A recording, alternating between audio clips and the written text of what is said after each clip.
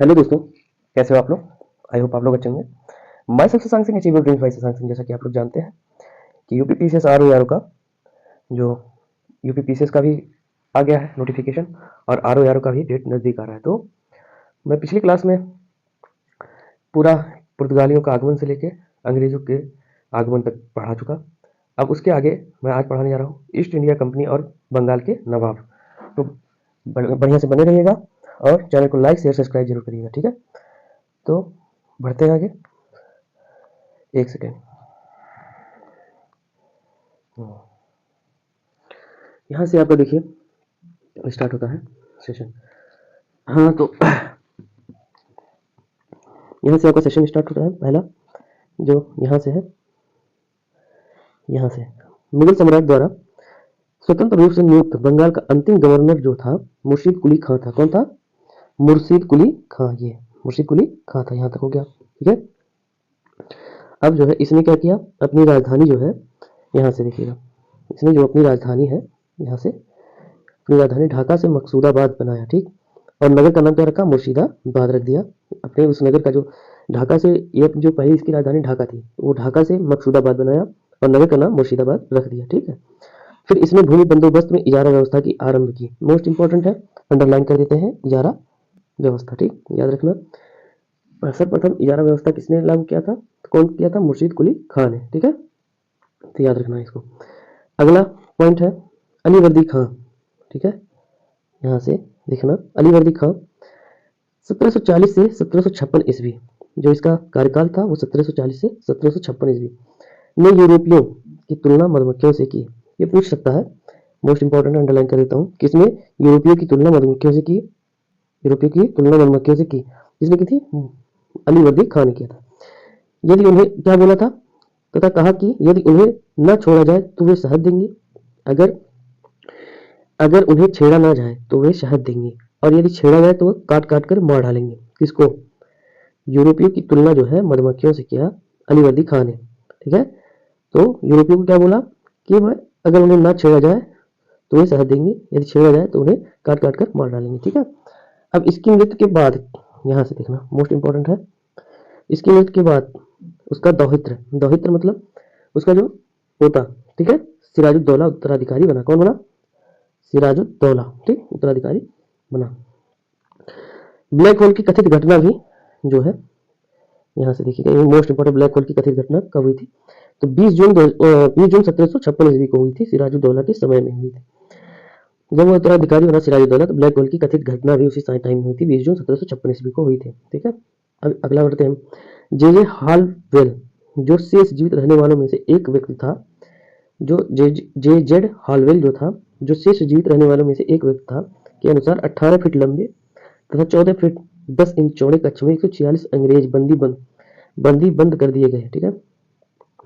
जे Z Holwell ने जो बताया कि 18 फीट लंबा था तो 14 फीट और 10 इंच चौड़ा एक रूम था, उसमें 146 अंग्रेज बंदी बनाकर बंद कर दिए गए, ठीक है? और अगले दिन उनमें से 23 व्यक्ति ही जो है बचे थे। यह घटना ब्लैक होल के नाम से प्रसिद्ध है। यहाँ तक हो गया कंप्लीट। यह घटना ब्लैक होल के नाम से प्रसिद्ध है, ठीक है? फिर आगे हम लोग समकालीन मुसलमान, जो समकालीन मुस्लिम इतिहासकार जो थे, गुलाम हुसैन ने अपनी पुस्तक सियार उल मुतखैरीन, याद रखना, किसने लिखा था?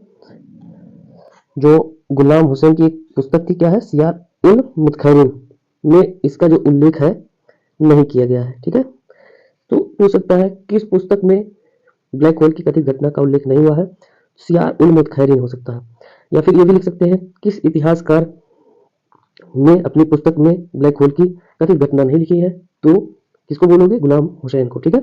तो दो क्वेश्चन यहीं से तैयार हो गए आपके, याद रखिएगा। मेरा जो मैं बोल रहा हूँ उसको ध्यान से सुनिएगा। तो भारत में ब्रिटिश साम्राज्य का संस्थापक लॉर्ड रॉबर्ट क्लाइव को माना जाता है, ठीक है? ब्रिटिश जो है, यहाँ से देखना ध्यान से, यहाँ जो एरो लगा हुआ है, भारत में ब्रिटिश साम्राज्य का संस्थापक, यहाँ देखना एरो ये लगा दिया, का संस्थापक लॉर्ड, ये अंडरलाइन कर दें, लॉर्ड रॉबर्ट क्लाइव को माना जाता है, जिसने प्लासी का जो युद्ध हुआ था 23 जून 1757 में बंगाल के नवाब सिराजुद्दौला को पराजित कर दिया, ठीक है? तो एक चीज याद रखना, इसमें मोस्ट इंपॉर्टेंट है कि ब्रिटिश साम्राज्य का जो संस्थापक था कौन था? लॉर्ड क्लाइव, ठीक है, Lord Clive, Lord Robert Clive को माना जाता है। तो ब्रिटिश साम्राज्य का जो वास्तविक संस्थापक पूछ सकता है तो लॉर्ड रॉबर्ट क्लाइव को आप लोग याद रखिएगा, जिसने प्लासी का युद्ध, ये भी पूछा जाता है, प्लासी का युद्ध कब हुआ था, 23 जून 1757, ये जो मैं सर्कल बना रहा हूँ ये 23 जून 1757, ठीक है, ये हो गया। ने बंगाल के नवाब सिराजुद्दौला को पराजित किया, किसको किया था इसने पराजित, सिराजुद्दौला को, सिराजुद्दौला को पराजित किया था, ठीक है। पहली बार में ब्रिटिश प्रभुत्व की नींव रखी थी, इसने जो है भारत में पहली बार ब्रिटिश प्रभुत्व की नींव किसने रखी थी, ये भी पूछ सकता है, तो लॉर्ड रॉबर्ट क्लाइव ने रखा था, याद रखना। फिर प्लासी, यहाँ देखना, प्लासी जो यहाँ से एरो लगा दे रहे हैं, नहीं तो आप लोग भूल जाओगे, यहाँ से देखो, प्लासी वर्तमान नाम पलासी, ठीक, जो प्लासी था उसका नाम पलासी था, ठीक है, का युद्ध मैदान जो है पश्चिम बंगाल राज्य के नदिया जिले में भागीरथी नदी के किनारे स्थित है। कहाँ स्थित है प्लासी, जो प्लासी का युद्ध का मैदान है वो कहाँ है, वो पश्चिम बंगाल राज्य जो है के नदिया जिले में भागीरथी नदी के किनारे स्थित है, ठीक है, इसको याद रखना, मोस्ट इंपॉर्टेंट है, पूछ सकता है। जो प्लासी का युद्ध का मैदान है वो कहाँ स्थित है, पश्चिम बंगाल राज्य के नदिया जिले में भागीरथी के किनारे स्थित है, ठीक है। अब एक अगला क्वेश्चन, क्लाइव भारत में, यहाँ से देखना, ठीक है, एरो लगाते जा रहे हैं यहाँ पे, क्लाइव भारत में बंगाल के गवर्नर के पद पर 1757 से 60 ईस्वी तक तथा 1765 से 1767 तक रहा, ठीक है, याद रखना इसको। क्लाइव भारत में बंगाल के गवर्नर के पद पर 1757 से 60 ईस्वी तक तथा 1765 से 1767 तक रहा, ठीक है। इस दौरान उसने अवध के नवाब सिराजुद्दौला के साथ इलाहाबाद की संधि की। ये पूछ सकता है, मोस्ट इंपॉर्टेंट है, कि सिराजुद्दौला के साथ इलाहाबाद की संधि किसने की थी, क्लाइव ने किया था, ठीक है। क्लाइव भारत के बंगाल के गवर्नर के पद पर कब तक रहा, 1757 से लेकर 1767 ईस्वी तक, याद रखना ये बीच का है, और 1757 से 60 ईस्वी तक तथा 1765 से 1767 ईस्वी तक रहा। इस दौरान उसने अवध के नवाब शुजाउद्दौला, ठीक है, किससे, अवध का जो नवाब था वो था शुजाउद्दौला से इलाहाबाद की संधि की, ठीक है, ये कर लिया। फिर आप आगे बढ़ेंगे यहाँ से, फिर आ गया अंग्रेज, यहाँ देखना, अंग्रेज सैनिकों का एक श्वेत विद्रोह उसके समय हुआ था। अंग्रेज सैनिकों का एक श्वेत विद्रोह, मतलब अंग्रेज सैनिकों के साथ इसका एक विद्रोह भी उसी समय हुआ था, ठीक है। तो अब देखना, क्लाइव द्वारा बंगाल की सफलता पूर्वक एक लुटेरा राज्य स्थापना की गई, ठीक है, क्लाइव द्वारा बंगाल में सफलता पूर्वक एक लुटेरा राज्य की स्थापना की गई, ठीक है, कहाँ स्थापना की गई, बंगाल में, क्लाइव द्वारा बंगाल में सफलतापूर्वक एक लुटेरा राज्य की स्थापना की गई, ठीक है। फिर क्लाइव एक सैनिक रूप में जन्मेता था, क्लाइव क्या था, सैनिक रूप में जन्मेता था। विलियम पिट का एक कथन है, अब याद रखना, कथन ये पूछ सकता है यहाँ से, ठीक है, कथन को याद रखना। विलियम पिट का एक कथन है, वह स्वर्ग से उत्पन्न सेनानायक था, कौन, क्लाइव के बारे में कहा है कि वह स्वर्ग से उत्पन्न सेनानायक था, मतलब ए हेवन बॉर्न जनरल, ठीक। अब आगे बढ़ते हैं, अलीवर्दी खां के उत्तराधिकारी नवाबों में मीर कासिम जो है, अलीवर्दी खां, ठीक है, यहाँ से देखना, बढ़िया मोस्ट इंपॉर्टेंट क्वेश्चन है ये। अलीवर्दी खां के उत्तराधिकारी नवाबों में मीर कासिम जो है 1760 से 1763 ईस्वी सबसे योग्य था, ठीक है। अलीवर्दी का जो उत्तराधिकारी था नवाबों में, मीर कासिम जो था वो 1760 से, उसका कार्यकाल कितना था, 1760 से 1763 ईस्वी तक था, ठीक है, सबसे योग्य उत्तराधिकारी था, ठीक है। अब यहाँ याद रखना, ठीक है, अलीवर्दी शुजाउद्दौला से क्लाइव ने कहाँ की संधि की थी, इलाहाबाद की संधि की थी, ठीक है। क्लाइव द्वारा कहाँ का लुटेरा राज्य घोषित किया गया, मतलब एक लुटेरा राज्य घोषित किया गया, वो है बंगाल, ठीक। क्लाइव एक सैनिक रूप से जन्मेता था, ठीक है। विलियम पिट का यह कथन था कि वह स्वर्ग से उत्पन्न सेनानायक था, ये भी हो गया, कंप्लीट हो गया, यहाँ तक आप लोग को समझ में आ गया होगा। तो अलीवर्दी खां के उत्तराधिकारी जो था एक नवाबों में एक था मीर कासिम, वो 1760 से 1763 ईस्वी तक उसका कार्यकाल था, मोस्ट इंपॉर्टेंट है, वो सबसे योग्य था। पूर्णिया तथा रंगपुर के फौजदार के रूप में वह अपनी योग्यता पहले ही दर्शा चुका था। पूर्णिया क्षेत्र है तथा रंगपुर के फौजदार के रूप में वह अपनी योग्यता पहले ही दर्शा चुका था, ठीक है। वह अपनी राजधानी मुर्शिदाबाद से मुंगेर ले गया, कहाँ ले गया, यहाँ से देखिएगा, ध्यान से देखिएगा इसको, यहाँ, ठीक है, वह अपनी राजधानी मुर्शिदाबाद से मुंगेर ले गया। संभवतः वह मुर्शिदाबाद के षड्यंत्र वातावरण तथा कलकत्ता से दूर रहना चाहता था, ठीक है। वह अपनी राजधानी मुर्शिदाबाद से मुंगेर ले गया, संभवतः वह मुर्शिदाबाद के षड्यंत्र में, जो मतलब वहाँ ज़्यादा षड्यंत्र होता था, वहाँ के वातावरण से तथा कलकत्ता से दूर रहना चाहता था, ठीक है, ताकि अंग्रेज का हस्तक्षेप अधिक ना हो, ताकि अंग्रेजों का हस्तक्षेप अधिक ना हो, ठीक है, इसे याद रखना। मीर कासिम ने सेना का गठन यूरोपीय पद्धति पर करने का निश्चय किया, ठीक है। मीर कासिम ने क्या किया, मीर कासिम ने सेना का गठन यूरोपीय पद्धति पर करने का निश्चय किया। ठीक है, यहाँ तक कंप्लीट हो गया, यहाँ तक। ठीक है, यहाँ तक कंप्लीट हो गया। मीर कासिम ने सेना का गठन यूरोपीय पद्धति, किस पद्धति किया? यूरोपीय पद्धति, याद रखना, मोस्ट इंपॉर्टेंट है। इसके द्वारा मुंगेर में तोपें तथा तोड़ेदार बंदूकें बनाने की व्यवस्था की गई। अब ये पूछ सकता है कि किसके कार्यकाल में तोपें तथा तोड़ेदार बंदूकें बनाने की व्यवस्था की गई? तो किसके काल? मीर कासिम के काल में। ठीक है, कब से कब तक है? 1760 से 1763 ईस्वी में तक। यहाँ तो याद हो गया होगा।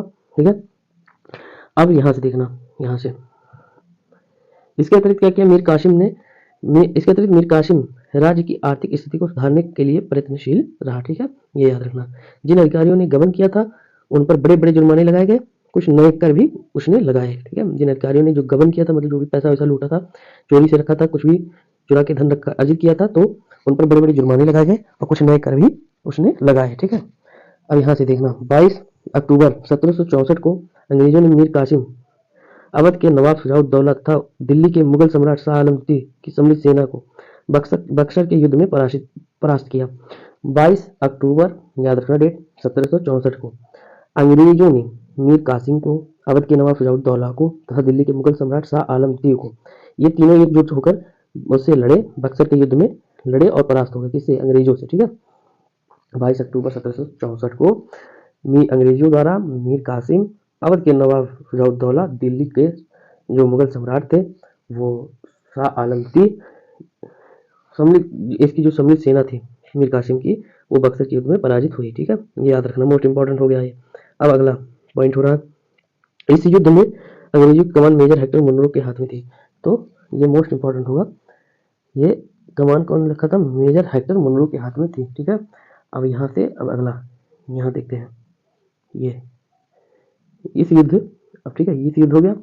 और यहाँ इस युद्ध जो है के समय वेंसी टार्ट बंगाल का गवर्नर था। कौन था इस युद्ध के समय? इस युद्ध के समय कौन था? वेंसी टार्ट। ठीक है, वेंसी टार्ट क्या था? वेंसी टार्ट बंगाल का गवर्नर था। इस युद्ध के समय वेंसी टार्ट गवर्नर था। इस युद्ध के परिणाम ने, ये देखना, पलासी के निर्णयों पर मोहर लगा दी। इस युद्ध के परिणाम ने पलासी के निर्णयों पर मोहर लगा। भारत में अब अंग्रेजों को चुनौती देने वाला कोई नहीं बचा। ठीक है, इलाहाबाद तक प्रदेश अंग्रेजों के अधिकार में आ गया। इलाहाबाद तक का प्रदेश जो है अंग्रेजों के अधिकार में आ गया तथा दिल्ली विजय का मार्ग खुल गया। जब भाई तीनों लोग लड़ गए, कौन कौन लड़ा यहाँ बताए भी, नीचे देखिएगा यहाँ से, कि मीर कासिम भी लड़ा, अवध के नवाब शुजाउद्दौला लड़े, दिल्ली के मुगल सम्राट शाह आलम द्वितीय भी लड़ गए, जो सब परास्त हो गए। ठीक है, तो यहाँ से सबका मार्ग खुल गया। यहाँ देखो, इस युद्ध के परिणाम ने पलासी की मोहर लगा दी। भारत में अंग्रेजों को चुनौती देने वाला कोई दूसरा नहीं था। इलाहाबाद तक का प्रदेश अंग्रेजों के अधिकार में आ गया। अवध मतलब इलाहाबाद भी आ गया और अवध भी आ गया। ठीक है, तथा दिल्ली का विजय मार्ग खुल गया।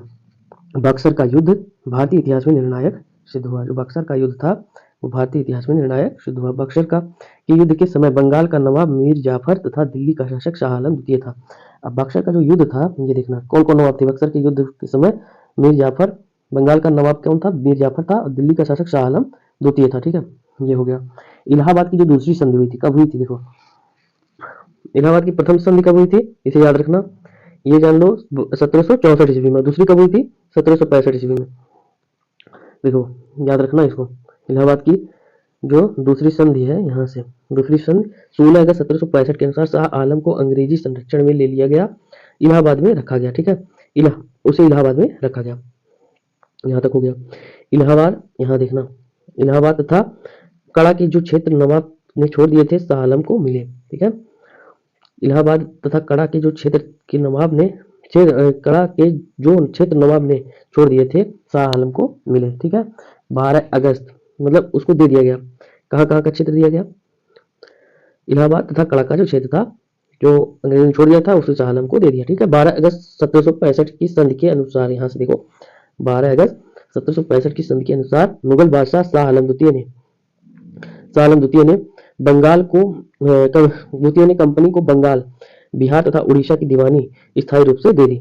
12 अगस्त 1765 की संधि के अनुसार मुगल बादशाह शाह आलम द्वितीय ने कंपनी को बंगाल, बिहार तथा उड़ीसा की दीवानी स्थायी रूप से दे दी। क्या किया था? देखो, ध्यान से देखना इसको, ये चीजें यहाँ से 12 अगस्त हुआ 1765 मुगल बादशाह शाह आलम द्वितीय ने मुगल बादशाह जो शाह आलम द्वितीय था कंपनी को बंगाल, बिहार, उड़ीसा की दीवानी दे दिया था। ठीक है, ठीक है, 12 अगस्त 1765 को। अब ठीक है, यहाँ से देखो, इस समय Robert Clive east India company का बंगाल का गवर्नर था। ठीक है, इस समय जो रॉबर्ट क्लाइव था ईस्ट इंडिया कंपनी का बंगाल का गवर्नर था। इसी समय, ठीक है, क्या हुआ, इसी समय बंगाल में द्वैध शासन की प्रणाली शुरू हुई थी। इसी समय किसके कार्यकाल में शुरू हुई थी द्वैध शासन प्रणाली? रॉबर्ट क्लाइव के, याद रखना, रॉबर्ट क्लाइव के कार्यकाल में द्वैध शासन प्रणाली शुरू हुई थी। अब कहाँ हुई थी? बंगाल में। सर्वप्रथम कहाँ शुरू हुई थी द्वैध शासन प्रणाली? बंगाल में शुरू हुई थी। किसके कार्यकाल में हुई थी? रॉबर्ट क्लाइव के कार्यकाल में शुरू हुई थी। कंपनी ने दीवानी कार्य के लिए 2 उप दीवान, बंगाल के लिए मोहम्मद रजा, यहाँ देखना, यहाँ से कंपनी ने दीवानी कार्यकाल के लिए दो उप दीवान, बंगाल के लिए मोहम्मद रजा खान तथा बिहार के लिए राजा सिताब राय की नियुक्त की। ठीक है, कौन कौन किया? बंगाल के लिए मोहम्मद रजा खान, बिहार के लिए राजा सिताब राय की नियुक्ति की। ठीक है, शाह आलम द्वितीय का संपूर्ण जीवन आपदाओं से ग्रस्त रहा तथा उन्हें अंधा कर दिया गया। जो शाह आलम द्वितीय था उसका संपूर्ण जीवन आपदाओं से ग्रस्त रहा तथा उसे अंधा कर दिया गया। ठीक है, शाह आलम द्वितीय के समय, यहाँ से देखो ध्यान से, शाह आलम द्वितीय के समय में 1803 ईस्वी में दिल्ली पर अंग्रेजों का अधिकार हो गया। ठीक है, जो शाह आलम द्वितीय के समय में ही 1803 ईस्वी में दिल्ली पर अंग्रेजों का अधिकार हो गया। ठीक है, अब यहाँ से देखो, शाह आलम द्वितीय तथा उसके 2 उत्तराधिकारी अकबर द्वितीय 1806 से 37 ईस्वी, इसको याद रखना, 2 उत्तराधिकारी भी थे उसके जिनका कार्यकाल था अकबर द्वितीय। अकबर द्वितीय का कार्यकाल क्या था? 1806 से 37 ईस्वी। ठीक, और बहादुर शाह द्वितीय था जिसका 1837 से लेकर 57 ईस्वी। ईस्ट इंडिया कंपनी में पेंशन जो भोगी थे वही मात्र बनकर रह गए। ठीक, यहाँ तक खत्म हो गया। अब 1765, यहाँ से ध्यान से देखना, ठीक है, यहाँ से 1765 ईस्वी में अंग्रेजों द्वारा सिलहट की दीवानी प्राप्त की गई तथा बर्मा युद्ध के बाद कहाँ की दीवानी प्राप्त की गई? यहाँ देखना ध्यान से, 1765 से अंग्रेजों द्वारा सिलहट की दीवानी प्राप्त हुई। ठीक है, तथा बर्मा युद्ध के बाद स्कॉट द्वारा सिलहट को जैंतिया तथा गोरो पहाड़ी क्षेत्रों से गारो पहाड़ी क्षेत्र, गारो एक पहाड़ी इलाका है, क्षेत्रों से जोड़ने के लिए सड़कों का निर्माण किया जाने लगा। ठीक है, यही से सड़कों का निर्माण हुआ। 1765 ईस्वी में अंग्रेजों द्वारा सिलहट की दीवानी प्राप्त की गई। बर्मा युद्ध के बाद जब बर्मा का युद्ध हुआ अंग्रेजों से, तो स्कॉट द्वारा सिलहट को जैंतिया, स्कॉट था वहाँ का गवर्नर था, वो सिलहट की जैंतिया गारो पहाड़ी क्षेत्र से जोड़ने के लिए सड़कों का निर्माण कराया, जिसके विरोध स्वरूप पहाड़ियों पर रहने वाली खासी जनजातियों, इसके विरोध में क्या किया? जो पहाड़ों पे जो रहते थे खासी जनजाति के लोगों के जो नेता तीरथ सिंह, यहाँ देखो, यहाँ स्वरूप इन पहाड़ों पर रहने वाली खासी जनजातियों के लोगों ने अपने नेता तीरथ सिंह के नेतृत्व में विद्रोह कर दिया। ठीक है, अब के एम पन्नीकर, यहाँ से देखो, के एम पन्नीकर ने कहा कि 1765 से 1772 ईस्वी तक कंपनी ने बंगाल के डाकुओं का राज्य स्थापित कर दिया। ठीक है, के एम पन्नीकर द्वारा एक लिखित है कि 1765 से 1772 तक कंपनी ने बंगाल में डाकुओं का राज्य स्थापित कर दिया। कंपनी ने बंगाल में डाकुओं का राज्य स्थापित कर दिया। पन्नीकर ने कहा 1765 1772 ईस्वी में कंपनी ने बंगाल में डाकुओं का राज्य स्थापित कर दिया। यहाँ मोस्ट इंपॉर्टेंट था। आई होप आप लोग को अच्छा लगा होगा, मोस्ट इंपॉर्टेंट पढ़ा दिए हम। ठीक है, और इसके जो क्वेश्चंस है वो अगले सेशन में पढ़ाएंगे। और आई होप आप लोग को अच्छा लगा होगा। सेशन अगर अच्छा लगा होगा तो लाइक शेयर सब्सक्राइब जरूर करिएगा, सबसे ज़्यादा जुड़िएगा हमसे, और स्वस्थ रहिए, मस्त रहिए, बिंदास रहिए। शुभ रात्रि एंड थैंक यू। ठीक है, थैंक यू। मेरे चैनल का नाम भी याद रखिएगा, achieve your dreams, ACHIEVE, achieve होता है your, YOUR your, dreams DREAMS dream, BY by Shashank Singh, SHASHANK Shashank Singh, SINGH। ठीक है, याद रखिएगा, SINGH, ठीक सिंह। तो आप लोग बढ़िया से पढ़िए, मस्त रहिए, बिंदास रहिए, खुश रहिए, स्वस्थ रहिए, मस्त रहिए, वातावरण को अपने पॉजिटिव रखिएगा, और चैनल को लाइक शेयर सब्सक्राइब जरूर करिएगा। Thank you so much.